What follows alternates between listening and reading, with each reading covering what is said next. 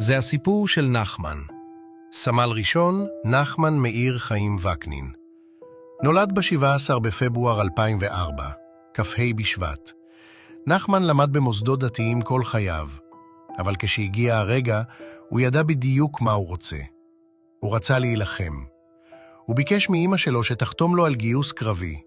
הוא ממש נלחם כדי להתגייס לגבעתי ולהתקבל לסיירת. ב-15 באוגוסט 2022 הוא התגייס לחטיבת גבעתי. עבר את הגיבוש ועבר לסיירת גבעתי. הוא היה הקשר של המפקד ושל מפקד הפלוגה, חבלן ומפקד יחידת מקלר. בן 18 ועל הכתפיים שלו אחריות שאנשים בוגרים ממנו חולמים עליה. אבל נחמן היה הרבה יותר מחייל. הוא היה הלב והאור של הבית. ילד דואג, אכפתי, צנוע. הוא אהב את הים. היה לו רישיון לסקיפר ו2 כוכבי צלילה. ואין פעם אחת שהוא חזר הביתה, גם אם זה שנייה לפני שבת, בלי פרחים לאמא שלו. ב7 באוקטובר נחמן הוקפץ לניר עוז. הוא היה בין הכוחות הראשונים שנכנסו ליישוב. הוא נחשף למראות שבן אדם לא אמור לראות. נשים, ילדים, הוא ראה הכל. מאותו יום נחמן נשאר בלחימה. הוא נכנס לעזה כבר מהכניסה הקרקעית הראשונה, ונשאר שם עד ליומו האחרון. החברים שלו מעידים שגם כשהוא סגר 70 יום בעזה בלי לצאת, החיוך לא ירד לו מהפנים. 70 יום, והחיוך נשאר.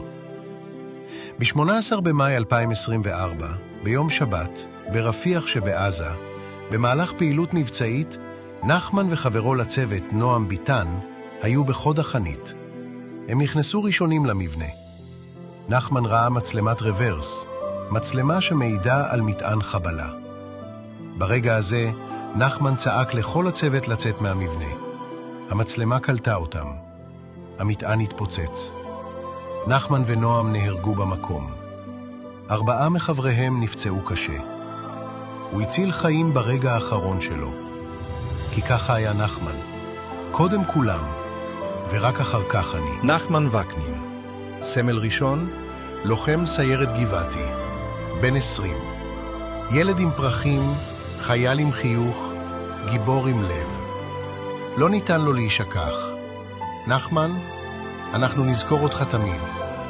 את החיוך שלך, את הפרחים שהבאת לאמא, את הים שאהבת, ואת המשפט שתמיד אמרת ותמיד חיית על פיו. קודם כולם, ורק אחר כך אני. זה היה נחמן, וככה הוא תמיד יישאר.